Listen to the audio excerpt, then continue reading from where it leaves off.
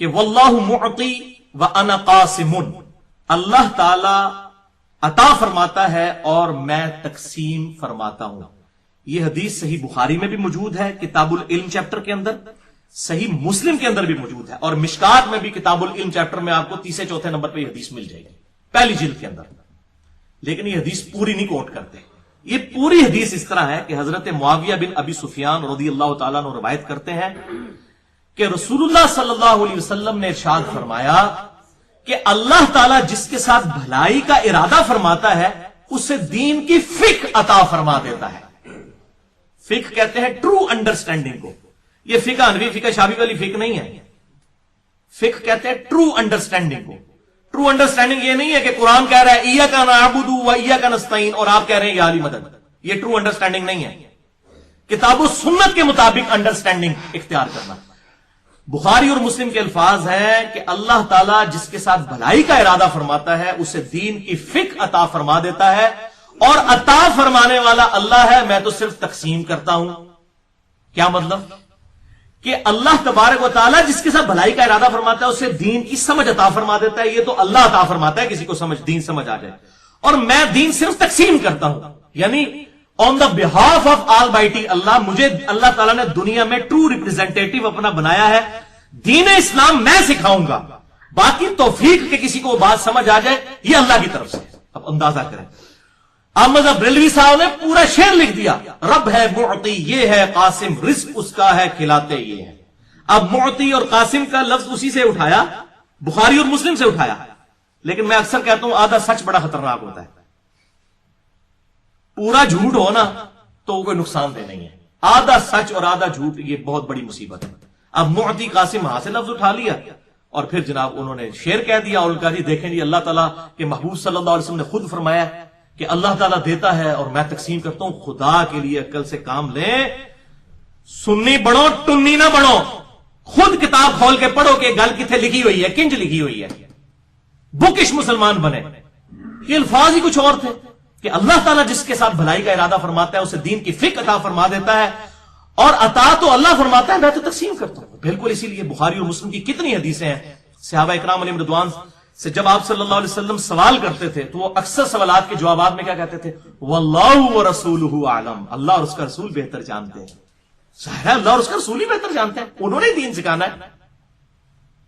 لیکن جہاں تکوینی امور آیا کرتے تھے، جہاں تقدیر کے معاملات آیا کرتے تھے، جہاں پر توحید سے تصادم ہوتا تھا، وہاں میرے اور آپ کے امام الموحدین، امام کائنات سید الاولین والآخرین، شفیع المذنبین، رحمت للعالمین، سیدنا و مولانا امام اعظم محمد رسول اللہ صلی اللہ علیہ وسلم، ننگی تلوار آپ کے ہاتھ میں ہوتی تھی توحید کے معاملے میں اور فوراً ڈانٹ دیا کرتے تھے.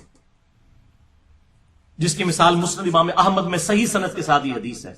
الادب المفرد میں بھی امام بخاری کی کتاب میں موجود ہے. ایک صحابی نے کہہ دیا یا رسول اللہ صلی اللہ علیہ وسلم ما شاء اللہ وشئت، جو اللہ چاہے اور جو اس کا رسول چاہے.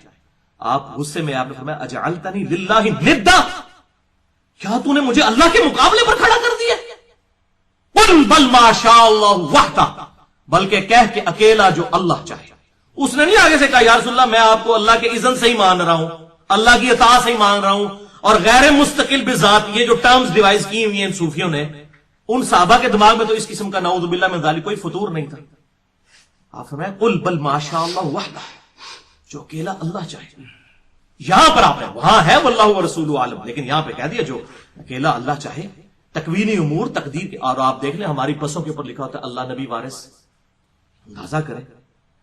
اور لوگ اکثر دعا دے رہے ہوتے ہیں اللہ اور اس کے رسول کے حوالے. نعوذ باللہ من ذالک، اس سے بڑا کوئی گستاخ رسول نہیں ہے. یہ رسول اللہ کی توہین ہے خدا کے لیے. سن نبی داؤد اور سن ابن ماجہ میں صحیح حدیث ہے، ایک صحابی ہیرا نامی جگہ سے آئے، کوفے کے پاس نجدیوں کا علاقہ تھا. آ کر رسول اللہ صلی اللہ علیہ وسلم کو سجدہ کیا. آپ نے فرمایا اٹھ سر اٹھا، یہ کیا کر رہا ہے؟ اس نے کہا یا رسول اللہ صلی اللہ علیہ وسلم کہ میں نے تو وہاں پہ دیکھا ہے کہ اپنے سردار کو سجدہ کیا جاتا ہے، تو آپ زیادہ حقدار ہیں کہ آپ کو سجدہ کیا.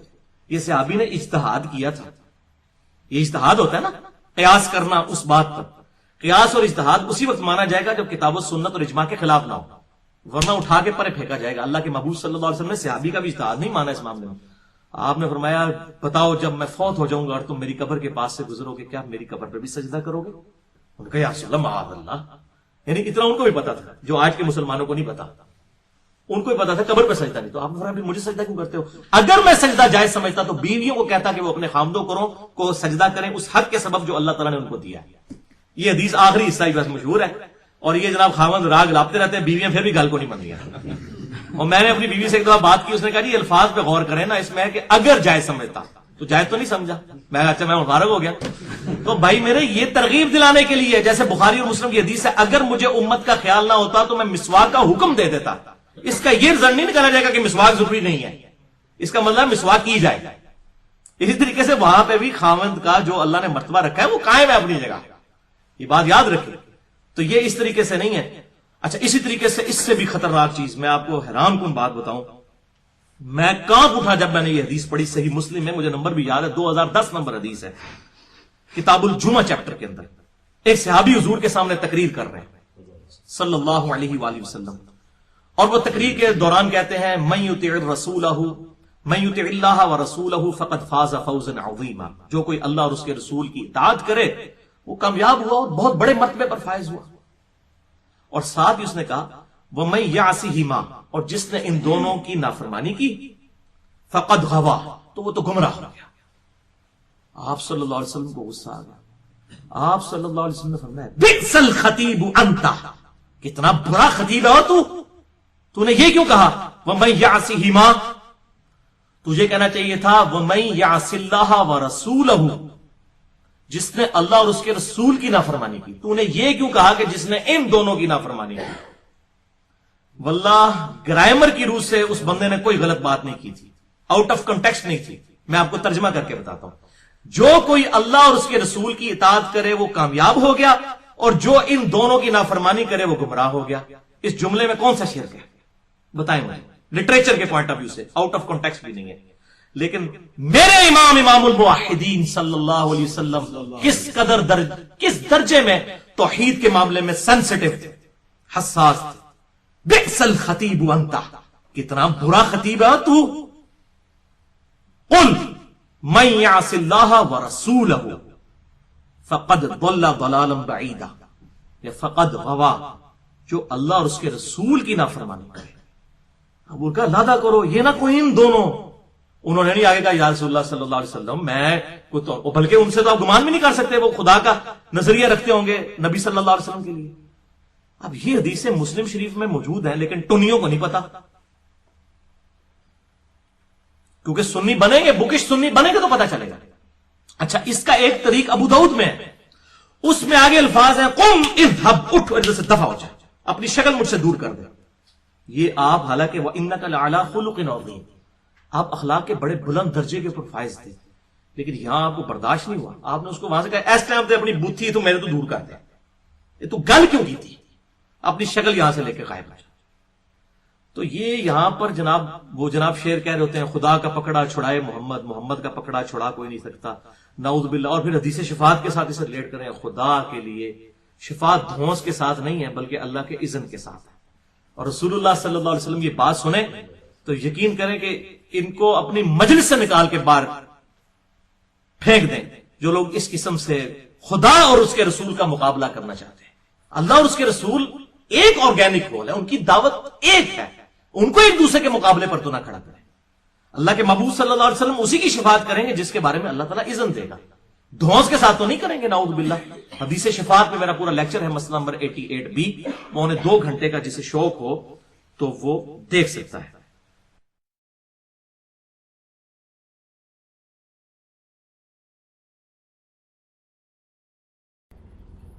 کیا مولا علی رضی اللہ تعالیٰ عنہ کا گھوڑا یا تلوار آسمان سے نازل ہوئے تھے؟ کیا شیعہ کا یہ موقف صحیح ہے؟ بالکل جھوٹا موقف ہے جی، اگر کسی شیعہ کا ہے یہ موقف. ویسے تو ایسے بھی اسمان تو ہی نازل ہوئے ہوئے ہیں، ٹھیک ہے، ہمارا رزق بھی اسمان سے قرآن سے آتا ہے کہ نازل ہوا ہے، وہ اللہ کے پاس ہے. انا للہ و انا الیہ راجعون، سارے اسمان سے ہی آئے ہیں، اللہ کی طرف لوٹ کے جانا ہے. باقی اس کو کوئی معجزے کے طور پہ کہنا کہ مولا علی کی تلوار یا گھوڑا وہ آسمان سے آیا تھا، وہ تو ہمارے محبوب صلی اللہ علیہ وآلہ وسلم کی مبارک تلوار اور گھوڑا وہ بھی آسمان سے نہیں آیا تھا، اسی زمین سے ہی تھا. باقی نسبت تو آپ ضرور محبت کریں. ہم تو کہتے ہیں کہ نبی علیہ السلام کی جتنی چیزیں ہیں اگر صحیح تبرکات ہوں, وہ تو صحیح بخاری میں ہے کہ نبی علیہ السلام کا ایک مبارک کرتا تھا جو ام سلمہ نے حضور کی وفات کے بعد نکالا اور کہا یہ حضور کا کرتا ہے, جس پہ کڑھائی ہوئی تھی, یہاں پہ بھی ریشم کی, 4 انگلی تک. صحیح مسلم میں اجازت ہے, آپ ریشم کی کڑھائی بھی کرا سکتے ہیں, 4 انگلی سے زیادہ چوڑی نہ ہو. اور ام سلمہ کہتی ہیں ہم اس کا دھون مریضوں کو شفا کے لیے پلاتے ہیں. اس طرح صحیح مسلم میں آتا ہے کہ نبی علیہ السلام کی بیوی نے جو ہے وہ بال مبارک حضور کا نکالا, ایک جو ان کے پاس تھا محفوظ, اس کا دھون بھی مریضوں کو شفا کے لیے. حضور کے تبرکات کا وسیلہ میرا 43 نمبر لیکچر دیکھ لیں, وسیلہ اور توسل پہ.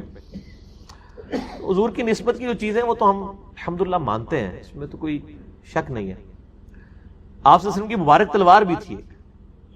مولا علی کی تلوار کا ذکر ہوا ہے تو مولا علی تو پھر بعد میں حضور کی تلوار ہی استعمال کرتے تھے. جنگ جمل صفین نہروان حضور کی تلوار سے لڑی ہے مولا علی نے. نبی علیہ السلام کے علمی وارث سیدنا علی تھے. میں حکومتی وارث کی نہیں بات کر رہا, حکومتی وارث صحابہ کے اجماع سے حضرت ابوبکر تھے, باقی علمی طور پہ سارے ہی تھے, لیکن حضرت علی تو میں نے بتایا کہ صحابہ کرام بھی جن مسئلوں میں پھنستے تھے مولا علی سے پوچھتے تھے. مسلم شریف میں 639-640-641 نمبر حدیث ہے کہ سیدہ عائشہ سے کوئی آگے پوچھتا ہے کہ جرابوں پہ, یعنی یہ موزوں پہ اور جرابوں پہ مسح کی مدت کتنی ہے, تو انہوں نے کہا علی ابن ابی طالب کے پاس جاؤ, ان کا زیادہ وقت رسول اللہ کے ساتھ گزرتا تھا سفر و حضر میں. بیوی سے زیادہ تو کوئی قریب نہیں ہوتا, لیکن اما عائشہ کہہ رہی ہیں کہ علی مجھ سے زیادہ حضور کے قریب ہے, وہ تمہیں بتائیں گے. تو مولا علی نے کہا کہ نبی علیہ السلام نے مسافر کے لیے 3 دن اور 3 رات یعنی 72 گھنٹے اور مقیم کے لیے 24 گھنٹے 1 دن اور 1 رات مقرر فرمائے تھے کہ ایک دفعہ وضو کر کے جب موزے یا جرابے پہن لیجئے تو آپ مسح کر سکتے ہیں. تو یہ ان کا علمی مقام تھا. تو مولا علی تو بعد میں نبی علیہ السلام کی تلوار سے لڑتے رہے. اور میں نے کربلا والا جو ریسرچ پیپر لکھا ہے نا, اس میں نبی علیہ السلام کی مبارک تلوار کا بھی ذکر موجود ہے. ہاں جی, میرا جو ریسرچ پیپر 5B ہے واقعہ کربلا کا حقیقی پس منظر, جو میں نے آپ کو بارہا دکھایا, research paper number 5B ahlsunnatpak.com پہ, اس میں بخاری مسلم دونوں میں حدیث ہے. بخاری میں انٹرنیشنل نمبر ہے 3110, مسلم میں 6309 کہ حسین ابن علی کے جو بیٹے ہیں امام سجاد زین العابدین علی ابن حسین المتوفى 95 ہجری, علی ابن حسین. حضرت حسین کے 3 بیٹوں کا نام علی ہے, علی اکبر, علی اصغر اور علی اوسط.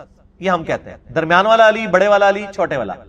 بڑے والے علی کو تو سارے علی اکبر کہتے ہیں, چھوٹے والے کو علی اصغر کہتے ہیں, وہ درمیان والا جو ہے نا وہ امام زین العابدین ہے, علی اوسط, علی ابن حسین بن علی علیہم السلام. اور امام بخاری نے باقاعدہ جو ہے وہ ان کو علیہم السلام لکھا ہے. صحیح بخاری میں 7465 نمبر حدیث ہے جس میں امام زین العابدین, امام حسین اور امام علی تینوں کو علیہم السلام لکھا ہے امام بخاری نے. خیر علیہ السلام پہ میرا کلپ یوٹیوب پہ دیکھ لیں. بخاری میں 3110, مسلم میں 6309. امام زین العابدین کہتے ہیں کہ جب میں اپنے والد صحیح حسین ابن علی کی شہادت کے بعد یزید ابن معاویہ کے دربار سے واپس آیا, یہاں پہ ہے مقتل حسین سے جب واپس آئے. یہ کہتے ہیں واقعہ کربلا تو وہی کوئی نہیں ہے, بخاری مسلم میں موجود ہے حضرت حسین کے قتل کا بیان, اس میں مقتل حسین کا ذکر ہے. تو ان کا بیٹا کہتا ہے کہ میں حسین علیہ السلام کی شہادت کے بعد جب یزید ابن معاویہ کے دربار سے واپس آیا تو سیدنا مسور بن مخرمہ صحابی میرے پاس آئے اور انہوں نے کہا کہ آپ کے پاس رسول اللہ کی وہ تلوار ہے جو سیدنا علی کو ملی, پھر حضرت حسن کو ملی, پھر حضرت حسین کو ملی. حسین علیہ السلام کی شہادت کے بعد حضرت حسین ابن علی امام سجاد کے پاس, وہ تلوار آپ مجھے عنایت فرما دیں کیونکہ مجھے ڈر ہے کہ یہ قوم آپ سے چھین نہ لے. وہ قوم کون؟ بریلوی دیوبندی اہل حدیث, آل امیہ, وہ آپ سے چھین نہ لے. اس تلوار کو کہیں آپ سے چھین نہ لے, جب تک میری جان میں جان ہے اللہ کی قسم میں اس کی حفاظت کرتا رہوں گا. تو مسور بن مخرمہ صحابی نے مانگ لی تھی وہ تلوار, لیکن وہ زین العابدین نے نہیں دی ہے. نبی علیہ السلام کی مبارک تلوار اس وقت بھی آپ جو توپ کاپی میوزیم ہے نا ٹرکی میں, اس کے اندر موجود ہے الحمدللہ. تو یہ کوئی اسمان سے نہیں نازل ہوئی, اسی زمین میں ہی سارے معاملات ہیں. آپ کے بقول سیدنا عمر رضی اللہ تعالیٰ عنہ نے سیدنا علی کو 6 رکنی کمیٹی میں داخل کیا جس کے ذریعے خلیفہ ثالث کو چنا گیا. جبکہ اہل تشیع اس معاملے میں سیدنا عمر کے اس اقدام کو بدنیتی قرار دیتے ہیں، نعوذ باللہ۔ ان کے مطابق مولا علی کو ڈائریکٹ ہی نامزد کر دینا چاہیے تھا۔ میرے بھائی یہ بدنیتی قطعاً نہیں تھی۔ صحیح بخاری میں موجود ہے کہ یہ میں نے ریسرچ پیپر جو واقعہ کربلا والا ہے نا، واقعہ کربلا کا حقیقی پس منظر 72 صحیح الاسناد حدیث کی روشنی میں، جس میں 200 روایتیں اکثر بخاری اور مسلم سے ہیں، اس میں بھی میں نے یہ حدیث ڈالی ہوئی ہے۔ بخاری میں ہے 3700 اور ایک اس کا طریق بخاری میں ہے 7207، جس میں حضرت عثمان کس طرح منتخب ہوئے وہ ڈیٹیل موجود ہے۔ یہ ذرا دکھا دیں جی دوبارہ ان کو واقعہ کربلا والا سچ پیپر۔ یہ عربی میں بھی ہے، اردو میں بھی ہے، ہندی میں بھی ہے اور انگلش کے اندر بھی ہے، انشاءاللہ فارسی میں بھی آ جائے گا۔ فری ڈاؤن لوڈ کر سکتے ہیں، اور اگر ڈاک کے ذریعے منگوانا ہے عثمان بھائی کو کال کریں 032159000162، فری آ جائے گا آپ کے گھر۔ اس میں موجود ہے بخاری میں 3700 اور 7207 کہ 6 رکنی کمیٹی جو سیدنا عمر نے وفات کے دنوں میں بنائی۔ ایک طریق میں آتا ہے کہ انہوں نے نام لیا علی، عثمان، طلحہ، زبیر، عبد الرحمن بن عوف اور سعد ابن ابی وقاص، 6۔ ایک میں حضرت علی کا نام پہلے ہے، ایک میں حضرت عثمان کا نام پہلے ہے۔ 6 رکنی کمیٹی بنائی۔ اس سے پہلے جو آپ اس پوری ڈیٹیل حدیث کو پڑھیں تو عبداللہ بن عمر کہتے ہیں کہ لوگوں نے حضرت عثمان سے کہا اپنا خلیفہ نامزد کریں حضرت عمر سے، تو حضرت عمر نے کہا اگر میں خلیفہ نامزد کرتا ہوں تو میں اس شخص کی سنت پہ عمل کرتا ہوں جو مجھ سے بہتر ہے، یعنی سیدنا ابو بکر، اور میں اگر خلیفہ نامزد نہیں کرتا تو میں اس شخص کی سنت پہ عمل کرتا ہوں جو ہم سب سے بہتر ہے، یعنی نبی صلی اللہ علیہ وآلہ وسلم۔ تو عبداللہ بن عمر کہتے ہیں جب یہ بات حضرت عمر نے کی تھا تو میں سمجھ گیا کہ اب وہ اپنا خلیفہ کسی کو نامزد نہیں کریں گے، کیونکہ حضرت عمر کوشش کرتے تھے کہ وہ نبی کے طریقے کے اوپر چلیں۔ ویسے حضرت ابوبکر نے بھی کوئی دھوس نہیں کی تھی، صحابہ سے مشورہ لیا تھا، لیکن وہ ذرا ڈیفرنٹ تھا، یعنی نامزد کیا اور ظاہر ہے کہ حضرت عمر کے لیول کا کوئی بندہ نہیں تھا، سب نے ایکسیپٹ کر لیا۔ لیکن حضرت عمر اس سے بھی ایک سٹیپ آگے گئے، انہوں نے نامزد بھی نہیں کیا کسی کو، اور کہا کہ 6 رکنی کمیٹی بنا رہا ہوں، اور اس میں الفاظ ہے کہ یہ وہ 6 بندے ہیں جن سے نبی علیہ السلام وفات تک راضی رہے۔ ٹھیک ہے، تو اس لیے ووٹنگ کی ضرورت نہیں تھی، جب نبی انڈورس کرتے پھر ووٹنگ کی ضرورت نہیں رہتی، اور وہ اشرم وشرا والے تھے 6 کا، علی، عثمان، طلحہ، زبیر، عبد الرحمن بن عوف اور سعد ابن ابی وقاص۔ اور بخاری کے الفاظ ہے کہ سعد ابن ابی وقاص کو جو میں نے پرشین امپائر کی گورنری سے معزول کیا تھا نا، اس معزولی کو اس کے خلاف دلیل نہ لینا کہ جی اس تے عثمان حضرت عمر نے لا دیتا سی، اینو نہیں سی خلیفہ چننا۔ ٹھیک ہے، وہ تو حضرت عمر 4 سال سے زیادہ کسی کو رہنے نہیں دیتے تھے گورنر، تاکہ وہ پارٹی نہ بنا لے اپنی۔ وہ تو حضرت معاویہ رضی اللہ تعالیٰ کی لاٹری نکل آئی کہ وہ 4 سال پورے ہی نہیں ہوئے، حضرت عمر شہید ہو گئے، ورنہ وہ بھی وہاں سے گورنری سے ہٹ جاتے۔ تو حضرت عمر ہر 4 سال کے بعد گورنر چینج کر دیتے تھے تاکہ وہ پارٹی بازی نہ کر لے خلیفہ کے خلاف۔ تو اس میں ویسے میرا کلپ ہے، لوگوں نے حضرت عمر پہ تان کیا تھا نا کہ معاویہ کو انہوں نے بنایا رضی اللہ تعالیٰ عنہ، تو میں نے کہا کہ وہ کچھ اور ہی معاملہ تھا، آپ جا کے لکھیں کہ حضرت معاویہ کو حضرت عمر نے گورنر بنایا تھا رضی اللہ تعالیٰ عنہ، رضی اللہ عنہ مجمعین۔ تو ابن عمر کہتے ہیں کہ میں نے سمجھ لیا کہ نبی علیہ السلام کا طریقہ اڈاپٹ کریں گے، اور وہی ہوا، انہوں نے 6 رکنی کمیٹی۔ اس کے بعد اپنے بیٹے عبداللہ بن عمر کو کہا کہ اما عائشہ کے پاس جاؤ، ان سے کہنا کہ عمر بن خطاب عرض کرتا ہے، امیر المومنین نہ کہنا، I am no more امیر المومنین، کہیں میرے اس امیر کے حکم اولي الامر منکم کے تحت، یعنی اس کو حکم نہ امیر المومنین کا مان کے اما عائشہ مجبور ہو جائے۔ ان سے کہو کہ عمر اپنے 2 ساتھیوں کے ساتھ دفن ہونا چاہتا ہے۔ اما عائشہ نے کہا رضی اللہ تعالیٰ عنہ، میں نے یہ جگہ اپنے لیے رکھی تھی لیکن آج عمر کو میں اپنے پہ ترجیح دوں گی۔ تو پھر وہ ساتھ دفن کیے گئے۔ ایک کنڈی کھلنے والا واقعہ جھوٹا جے، یہ حضرت ابوبکر نے کہا میری یہ رکھ دینا، میں وہ کنڈی کھل جائے گی، تو جھوٹ ہے۔ ورنہ تو سیدہ عائشہ کو بھی حضرت عمر کہتے کہ میں آ رہا ہوں، اگر کنڈی کھل گئی تو مجھے دفنا دینا۔ بخاری میں موجود ہے، کوئی کنڈی نہیں کھلی، میرا اس کے اوپر بھی کلپ ہے کہ قبر رسول سے آواز حضرت ابوبکر کے لیے، جھوٹ ہے بالکل۔ بخاری میں بالکل اس کے اپوزٹ چیزیں موجود ہیں۔ یہ ساری تاریخی روایتیں جمع کر کے تو امت کا بیڑا غرق کیا ان لوگوں نے، ظالموں نے۔ تو سیدنا عمر فاروق رضی اللہ تعالیٰ عنہ نے 6 رکنی کمیٹی بنائی، وہ کوئی بدنیت نہیں تھے، بیسیکلی حضرت عمر چاہتے تھے کہ مسلمان کنسنسس کے ساتھ 6 رکنی کمیٹی میں سے کسی کو چن لیں۔ باقی میں آپ کو بتاؤں، حضرت عمر نے خواب بھی دیکھا تھا، وہ بھی میں نے اس ریسرچ پیپر میں ڈالا ہوا ہے. وہ حدیث ہے صحیح مسلم میں 1258. حضرت عمر کہتے ہیں میں نے خواب دیکھا کہ آج ایک مرغے نے خواب میں مجھے ٹھونگے ماری ہیں، اور میں نے اس کی تعبیر یہی کی ہے کہ مجھے قتل کر دیا جائے گا، اور اگر میں قتل ہو جاؤں تو ان 6 بندوں کے علاوہ کسی کو خلافت کے معاملے میں شامل نہ کرنا جن سے نبی علیہ السلام وفات تک راضی رہے. یعنی ان کی نسبت نبی کی نسبت ہی تھی. اس کا مطلب ہے کچھ ایسے بھی تھے جن سے حضور وفات کے وقت ناراض تھے. اور پھر اس میں حضرت عمر کے بڑے سخت الفاظ ہیں. اس میں انہوں نے کہا کہ اور مجھے خوب معلوم ہے کہ بعض لوگ اس امر خلافت میں تان کریں گے، اور یہ وہی لوگ ہیں جن کو میں نے اسلام کی خاطر ان کے اسلام قبول کرنے سے پہلے اپنے ہاتھوں سے انہیں مارا تھا. ان کا یہ جو نیو مسلم ہے نا، اور ظاہر وہ آل امیہ ہی تھی زیادہ تر، تو یہ نیو مسلم دیکھنا کہ یہ تان کریں گے جب ان 6 بندوں میں سے کسی کو خلیفہ چنو گے. اور دیکھ لیں حضرت علی کے خلاف پھر کھڑے ہوئے نا وہ. حضرت عمر نے کہا کہ، اور اس کے آگے پھر بڑے سخت الفاظ ہیں، میں یعنی وہ حضرت عمر کے ریفرنس سے ہی بیان کرتا ہوں. حضرت عمر کہتے ہیں میں نے ان کو اپنے ہاتھوں سے مارا کیا ہوا ہے اور فتح مکہ پہ معافی مانگ کے مسلمان ہوئے. پس اگر یہ لوگ ایسا کریں یعنی خلافت میں تان کریں تو جان لینا کہ وہ اللہ کے دشمن، کافر اور گمراہ ہیں. اتنا ڈاڈا فتویٰ. باقی آپ میرا ڈیٹیل دیکھ لیں خلافت راشدہ کے 30 سال. مسئلہ 162A اور B. 162A نہج البلاغہ شیعہ کی کتاب سے ہے، اور 162B جو ہے وہ اہل سنت کی کتابوں سے میں نے 30 سال خلافت راشدہ الحمدللہ ثابت کی ہے. تو حضرت عمر کوئی بد نیت نہیں تھی. اور میں آپ کو بتاتا ہوں رومن اور پرشین امپائر جب گری تو ظاہر حضرت عمر وہاں کے دوروں کے لیے گئے، انٹرنیشنل دوروں کے اوپر. حضرت علی کو اپنی جگہ خلیفہ بنا کے گئے. اس دوران اگر خدا نہ خواستہ سیدنا عمر شہید ہو جاتے، حضرت علی آٹومیٹکلی خلیفہ بن جاتے. کیونکہ بخاری مسلم میں کہ جب غزوہ تبوک پہ نبی علیہ السلام گئے تھے اپنا خلیفہ حضرت علی کو چھوڑ کے گئے تھے. حضرت علی رو پڑے.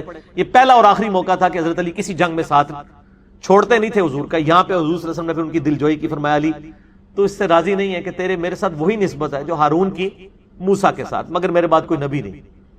بہت بڑی دلیل ہے سیدنا علی کی شان کے اوپر. یعنی نبی صلی اللہ علیہ وسلم کی سب سے زیادہ قریبی آپ کے لیے سپورٹیو شخصیت حضرت علی کی تھی، کیونکہ حضرت موسیٰ کے لیے سب سے زیادہ سپورٹیو کون سی تھی؟ ہارون علیہ السلام. یہ تسلی تھی. تو اسی سنت پہ عمل کرتے ہوئے حضرت عمر بھی جب فارن ٹورز پہ جاتے تھے حضرت علی کو اپنا خلیفہ بنا کے مدینے میں جاتے تھے. چیف جسٹس تو پہلے ہی بنایا ہوا تھا، اور آپ کو پتا چیف جسٹس کا عہدہ تو مسکراہٹ ہی کافی ہے. آج بھی چیف جسٹس آپ سنبھالے جا رہے ہیں، اس زمانے میں چیف جسٹس کا عہدہ کس لیول کا ہوگا؟ وہ حضرت علی تھے. رومن امپائر گری، ابو دردہ کو چیف جسٹس لگایا وہاں پہ، اصحاب صفا غریب صحابی.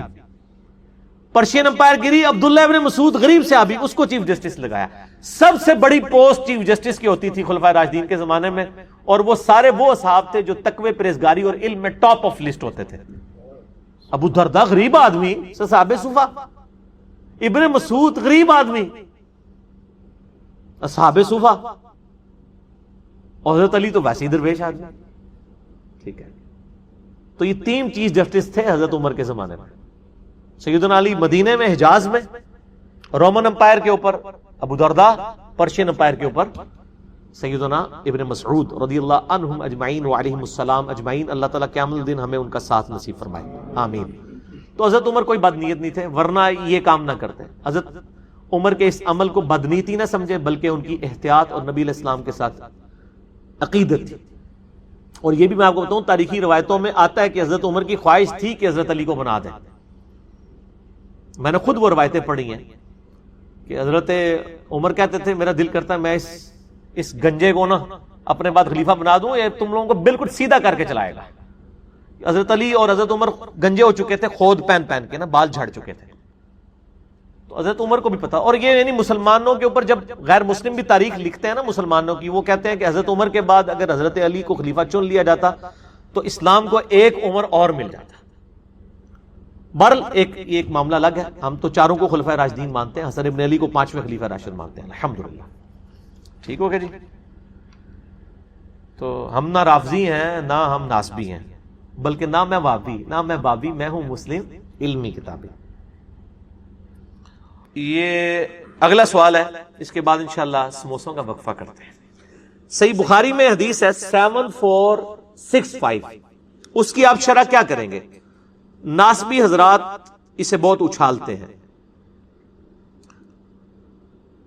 کہ سیدنا علی رضی اللہ تعالیٰ کو نبی علیہ السلام نے جگانے کے لیے آئے تو انہوں نے جاگنے سے انکار کر دیا۔ ہاں جی سانو پتہ ہے جناب، یہ جب ہم ان کو یعنی آل امیہ کی کارستانیاں سناتے ہیں نا تو وہ کہتے ہیں دیکھیں جی حضرت علی نے بھی تو یہ کیا تھا۔ بھئی حضرت علی نے تو صحیح بخاری میں آتا ہے کہ محمد رسول اللہ مٹانے سے انکار کر دیا تھا، تو یہ حضرت علی کے کوئی عیب کے طور پہ بیان ہوگا؟ ان کی محبت کا تقاضا تھا، نبی علیہ السلام نے بھی اس کو عیب نہیں شمار کیا۔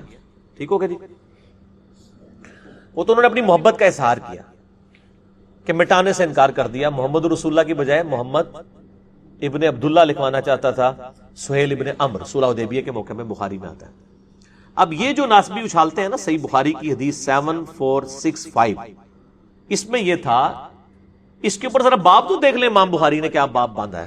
امام بخاری تو حضرت علی کے اس جواب سے رزلٹ نکال رہے ہیں مسئلہ تقدیر کا، قدریہ کے خلاف جو تقدیر کے منکر ہیں، کہ حضرت علی کا یہ جملہ اس چیز کو جسٹیفائی کرتا ہے کہ تقدیر غالب ہے۔ انہوں نے حضرت علی کے نیگیٹو پوائنٹ کے طور پہ تو اسے پیش نہیں کیا، اسے تو دین کا مسئلہ نکالا ہے۔ 7465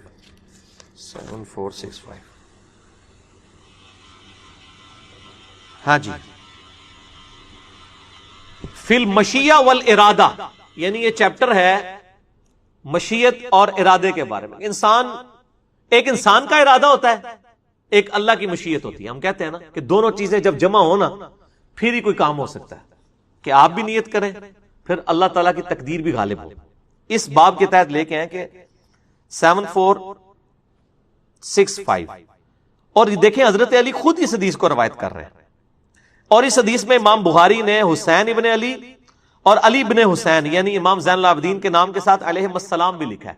اور اس سے بڑی بات دارالاسلام والوں نے ڈنڈی بھی نہیں ماری، باقی جگہ ڈنڈی ماری ہے، انہوں نے رضی اللہ عنہ کر دیا ہے علیہ السلام کو۔ ٹھیک ہے، 3748 حضرت حسین کے ساتھ علیہ السلام کو رضی اللہ عنہ کر، یہاں ان سے ڈنڈی نہیں ماری گی۔ اونکاری نہ نہیں ہو کدھر یار، میں پوائنٹ آؤٹ کرتا جے پاویں بھول کے۔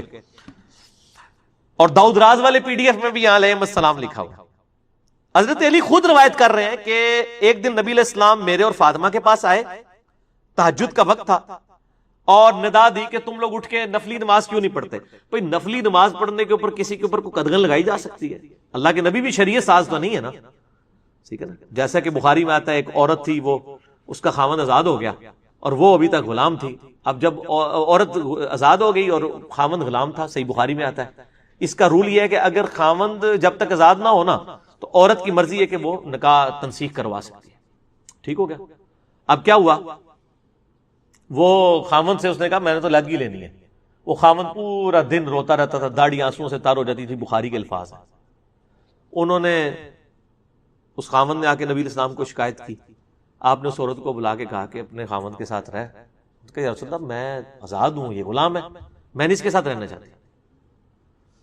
تو آپ نے فرمایا کہ تو رہ لے تو بہتر ہے۔ ان کا یا رسول اللہ آپ مجھے حکم دے رہے ہیں یا مشورہ؟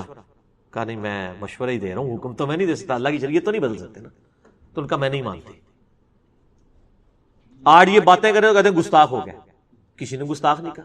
تو نبی شریعت ساز نہیں ہوتا، نبی شریعت پہنچانے والا ہوتا ہے۔ یا کسی معاملے میں کوئی حکم فرمائے اللہ انڈورس کر دیتا ہے، جیسے فرمایا کہ مجھے امت کا خیال نہ ہوتا میں مسواک کا حکم دے دیتا، اگر آپ حکم دے دیتے اللہ انڈورس کر دیتا، شریعت بن جانی تھی۔ یہاں پہ بھی دیکھیں حضرت علی خود روایت کر رہے ہیں، چھپا نہیں رہے، کہتے ہیں میرے پاس آئے اور کہا تم اٹھ کے تہجد کی نماز کیوں نہیں پڑھتے؟ تو حضرت علی نے پھر جواب میں کہا کہ یا رسول اللہ صلی اللہ علیہ وسلم انما انفسنا بید اللہ، بے شک ہماری جانیں جو ہیں وہ تو اللہ کے قبضے میں ہے، اگر اللہ تعالیٰ چاہے گا تو ہمیں اٹھا دے گا۔ ٹھیک ہے، تو نبی علیہ السلام فانصرف رسول اللہ صلی اللہ علیہ وآلہ وسلم، آپ صلی اللہ علیہ وسلم وہاں سے چلے گئے، اور حضرت علی کہتے ہیں ہم سے حضور نے کچھ نہیں اس کے جواب میں کہا۔ ٹھیک ہے، جاتے ہوئے آپ نے خود کلامی کرتے ہوئے اپنے آپ سے بات کی، اور آپ صلی اللہ علیہ وسلم نے کہا وقال الانسان اکثر شیء جدلا، اور اپنی یعنی ران کے اوپر یوں ہاتھ مارا یوں پٹ پہ، اور کہا انسان بڑا جھگڑالو ہے۔ یعنی انسان جو ہے وہ ایسی بات کرتا ہے، یعنی انسان کی نیچر کے اندر ہے کہ وہ اپنے لیے کوئی ایک اسکیپ روٹ تلاش کرتا ہے. تو اس میں تو کوئی ایسا مسئلہ نہیں ہے، اس میں حضرت علی کی کوئی تنقیص نہیں ہے. کوئی فجر کی نماز کے لیے تو اٹھانے نہیں آئے تھے، تہجد کے لیے آئے تھے. تو انہوں نے اپنا شرعی حق استعمال کیا، نبی علیہ السلام نے اس پہ کامنٹس کر دیے کہ انسان جو ہے نا وہ اپنا شرعی حق کس طریقے سے استعمال کرتا ہے، جھگڑا کر لیتا ہے. اگر یہ کوئی خلاف شرع بات ہوتی تو نبی پہ واجب ہوتا ہے وہ اسی ٹائم ٹوک دیا کرتے تھے. حضرت علی کے الفاظ ہیں، مجھے نبی نے کچھ نہیں کہا. انہوں نے آپس میں بات کی کہ یہ یعنی حضرت علی نے جو جواب دیا، انہوں نے اپنے لیے ایک ایکسکیوز بیان کر دیا جو لیم ایکسکیوز نہیں تھا، بالکل صحیح ایکسکیوز تھا. اور اس سے امام بخاری نے قدریہ والا جواب تلاش کیا. اس میں حضرت علی کی کوئی تنقیص نہیں آئی ہے کہ حضرت علی رضی اللہ عنہ نے نبی علیہ السلام کی نافرمانی کی، نعوذ باللہ. یہ تو کوئی ایسا مسئلہ نہیں، تو نفلی عبادت تھی، اس کے اوپر تو نبی علیہ السلام خود قدغن نہیں لگا سکتے تھے. ٹھیک ہے، اور جہاں قدغن لگانی ہوتی تھی وہاں پر سخت الفاظ میں ہوتی تھی. جیسا کہ بخاری مسلم میں آتا ہے کہ نبی علیہ السلام کو پتہ چلا کہ ابو جہل کی بیٹی کے ساتھ حضرت علی نکاح کرنے لگے ہیں، تو آپ نے فرمایا کہ اللہ کی نبی کی بیٹی اور دشمن کی بیٹی ایک جگہ جمع نہیں ہو سکتی. حالانکہ حضرت علی کہہ سکتے تھے یا رسول اللہ صلی اللہ علیہ وسلم اللہ نے 4 شادیوں کی اجازت دی ہوئی ہے، لیکن ان کو پتا تھا نہیں، میرا عام سٹیٹس نہیں ہے، میں داماد رسول ہوں اور آل رسول مجھ سے چلنی ہے. اور پھر آپ نے فرمایا کہ علی، جس نے فاطمہ کو تکلیف دی، فاطمہ میرے جگر کا ٹکڑا ہے، جس نے اسے تکلیف دی اس نے مجھے تکلیف دی. ٹھیک ہے نا جی. تو حالانکہ اب یہ معاملہ میں شریعت میں ایک مخصوص حکم حضرت علی کے لیے آ گیا کہ حضرت فاطمہ کی زندگی میں ان کو دوسری شادی کی اجازت نہیں تھی. حضور خود کی ہیں، باقی صحابہ نے کی، حضرت علی کو اجازت نہیں تھی. اب یہ ضرورت آپ صلی اللہ علیہ وسلم نے یہ حکم فرما دیا نا، تو بس ٹھیک ہے، یہاں پہ کوئی حکم نہیں فرمایا، لہذا یہ حضرت علی کی تنقیص پہ پیش کرنا بالکل جو ہے وہ جرم ہے. ایک اور سوال بھی ہے، اس کو کور کر لیتے ہیں، باقی انشاءاللہ پھر ہم بعد میں کریں گے وقفے کے بعد. بعض ناسبی اہل حدیث، یعنی اہل حدیث کے اندر جو ناسبی ہیں، ان کا کہنے کا مطلب یہ ہے، اہل حدیث کو نہیں کہہ رہے، صحیح مسلم میں 4577 نمبر حدیث پیش کرتے ہیں کہ عباس بن عبد المطلب نے سیدنا علی رضی اللہ تعالیٰ عنہ کو گالیاں دی، اور اس سے وہ آل امیہ کا سیدنا علی پر ممبروں پر سب و شتم کرنے کا دفاع کرتے ہیں. واہ، ہم تو کہتے ہیں انہوں نے بھی گالیاں دی تو غلط کیا، اور آل امیہ نے بھی کیا غلط کیا، دفاع کیوں کرتے ہیں؟ اسے چنگی عقل ماری ہوئی ہے. صحیح بخاری مسلم کی حدیث ہے، میری بیٹی فاطمہ بھی چوری کرے اس کے بھی ہاتھ کٹیں گے. تو بھائی عباس ابن عبد المطلب نے اگر حضرت علی کو گالیاں دی تو انہوں نے بھی غلط کیا، اور بعد میں اگر حضرت معاویہ رضی اللہ عنہ کے دور میں اور آل امیہ کے دور میں جو بخاری مسلم سے میں نے کئی احادیث جو ہیں واقعہ کربلا والے ریسرچ پیپر میں لکھی، ممبروں پہ حضرت علی پہ سب و شتم ہوا تو وہ بھی غلط ہے. نبی علیہ السلام نے تو یہ کرائٹیریا دیا ہے، غلط کرے کوئی بھی وہ غلط ہے، تو دفاع تو ہوتا نہیں ہے. باقی وہ اس سے یہ لیتے ہیں کہ جی آل امیہ نے بدعت نہیں ایجاد کی حضرت علی کو برا کہنے کی، یہ عباس نے بدعت نعوذ باللہ ایجاد کی ہے. آپ دیکھیں لوگ یہ سمجھتے ہیں لوگ گھاس کھاتے ہیں، یہ ایک واقعہ تھا، ایک واقعہ. کیا عباس ابن عبد المطلب روزانہ ممبر پہ چڑھتے تھے اور حضرت علی کو کہتے تھے کہ تو بڑا دغا باز ہے، تو بڑا گناہگار ہے، تو بڑا فراڈی ہے، نعوذ باللہ؟ وہ ایک واقعہ تھا. اور کون ہے حضرت عباس؟ کون ہے آپ کو پتہ ہے؟ حضرت علی کے چچا ہیں. اور صحیح مسلم میں آپ نے حدیث پیش کی، میں مسلم سے ہی آپ کو جواب دیتا ہوں، مسلم میں حدیث ہے 2277، مشکات میں بھی زکات والے چیپٹر میں مل جائے گی. حضرت عباس کی زکات کا جب معاملہ آیا تو نبی علیہ السلام نے حضرت عمر کو کہا کہ عباس کی زکات میں دوں گا. عمر تجھے نہیں پتا چچا باپ کی مثل ہوتا ہے، چچا باپ کی مثل ہوتا ہے. تو حضرت عباس حضرت علی کے کیا لگے؟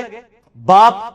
او باپ، میرا باپ بھی مجھے ابھی تک اتنی بڑی عمر میں گالیاں نکال لیتا ہے، اور آپ لوگ ماشاءاللہ گواہ بھی ہیں اس کے اوپر. ٹھیک ہے نا؟ وہ غصے میں، مطلب باپ اور بیٹے کا تو رشتہ ہی کچھ اور ہوتا ہے. ٹھیک ہو گیا جی؟ تو اس طرح کی بات نہیں کرنی چاہیے. یعنی حضرت عباس نے اگر حضرت علی کو کہہ دیا تو ایک واقعہ تھا نا، ہو گیا، ختم ہو گیا. یہ تو نہیں تھا کہ ہر جمعے میں، ہر عید کے خطبے میں علی پر لعنت، علی سے محبت کرنے والوں پہ لعنت، نعوذ باللہ من ذالک. صحیح مسلم میں آپ حدیثیں کھول کے دیکھ لیں، یہ ممبروں پہ کہلوایا جاتا تھا. صحیح مسلم میں 6229 نمبر حدیث ہے. میں نے وہ ایک لیکچر ریکارڈ کرایا، ریپلائی ٹو الیاس قادری اور حضرت معاویہ رضی اللہ تعالیٰ، اس میں آپ دیکھ لیں، میرا واقعہ کربلا والا ریسرچ پیپر پڑھ لیں، اس سے دفاع نہیں ہوگا. اور پھر اس میں ایک سٹیپ آگے جائیں، صحیح بخاری میں 1393 نمبر حدیث ہے. اما عائشہ کہتی ہیں رضی اللہ تعالیٰ عنہ، نبی علیہ السلام نے فرمایا مردوں کو گالی مت دو، وہ اپنے انجام کو پہنچ چکے ہیں. اگر اچھے اعمال کیے تھے تو اچھے انجام کو، برے اعمال کیے تو برے انجام کو. جو مر جائے نا اس کو آپ گالی نہیں دے سکتے. البتہ کسی مرے ہوئے بندے کی غلطی ہائی لائٹ ہو سکتی ہے اس حوالے سے جس سے امت کو نقصان ہو رہا ہو، اس پہ لعنت نہ کریں، اس پہ گالی گلوچ نہ کریں. میں تو، آپ نے کبھی مجھے دیکھا ہے کہ میں نے امام رضا بریلوی، اشرف تھانوی رشید احمد گنگوہی، امام ابن تیمیہ، اتنے بڑے بڑے لوگوں کی میں نے ہمیشہ غلطیاں ہائی لائٹ کی ہیں اور ہمیشہ کہا ہے کہ احمد رضا بریلوی صاحب لکھتے ہیں، فرماتے ہیں. میں نے کبھی ان کی ذات کو ٹارگٹ کر کے کبھی ان پہ لعنت نہیں کی، ان کی علمی غلطی ہائی لائٹ کرتے ہیں.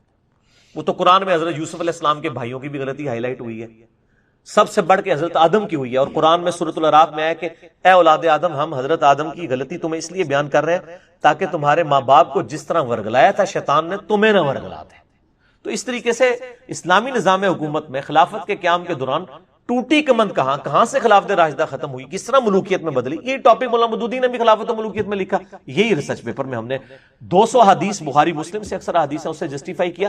یہ دو الگ معاملات کو آپ کمپیئر نہ کیا، اس طرح کی جو کرتے ہیں. میں نے اکثر 55B میں بھی اس کا جواب دیا تھا کہ عباس ابن عبد المطلب کا ایک واقعہ ہوا، ختم ہو گیا. تو یہ کہنا کہ بنو عباس نے یہ بدعت ایجاد کی، بدعت ممبروں پر وفات کے بعد کرنے والا معاملہ ہے، یہ تو ایک واقعہ ہے. یہ واقعہ ان دو چیزوں کو زمین و آسمان کا مطلب آپ ملا رہے ہیں. آپ سمجھتے لوگ گھاس کھاتے ہیں اور لوگ آپ کی بات کو مان لیں گے. آپ میرے بھائی اپنے گدھوں کو بے شک لکیریں پھیر کے زیورے بنا کے آپ لوگوں کے سامنے پیش کریں، لوگ پہچان لیں گے. کیونکہ جب گدھا بولے گا تو پتہ چلے گا او یہ گدھا ہے، تو لوگوں کو پتہ چل جائے گا اچھا یہ ناسبی بول رہا ہے، یہ اہل حدیث نہیں ہے، یہ ناسبی ہے. جب حضرت علی کا بغض نظر آ رہا ہوگا. تو نہ ہم رافضی ہیں نہ ہم ناسبی ہیں. کیوں؟ کیونکہ نہ میں وابی نہ میں بابی، میں ہوں مسلم علمی کتابی. نہ ہم سو کارڈ جو علمی بات کرے اسے وابی کہہ دیتے ہیں، اور اس کے اگینسٹ میں نے ٹرم ڈیوائس کی بابی، بابوں کا ماننے والا. ہم بابوں کے ماننے والے بھی نہیں، ہم علمی کتابی مسلمان ہیں، عام مسلمان ہیں. ان کو بھی ہم مسلمان ہی سمجھتے ہیں اور علمی طریقے سے ان کی غلطیاں ان پر ہائی لائٹ کرتے ہیں. میرا خیال ہے کافی سوالات ہو گئے ہیں، اب اس سے زیادہ میں نے کیا تو میں تھک جاؤں گا. اور عثمان بھائی سموسے بھی لے آئے ہیں، سموسے کھائیں، چائے پیئیں اور کرو کری چلو. ٹھیک ہے جی، اللہ تعالیٰ سے دعا ہے جو حق بات میں نے کہی اللہ تعالیٰ ہمارے دلوں میں راسخ فرمائے. اگر جذبات میں میرے منہ سے کوئی غلط بات نکل گئی تو اللہ تعالیٰ ہمارے دلوں سے ہی معاف کر دے. ہمیں کتاب و سنت کی تعلیمات پر عمل کر کے دوسرے بھائیوں تک پہنچانے کی توفیق عطا فرمائے. سبحانک اللہم و بحمدک، اشہد ان لا الہ الا انت، استغفرک و اتوب الیک، وما علینا الا البلاغ المبین. جزاکم اللہ خیرا.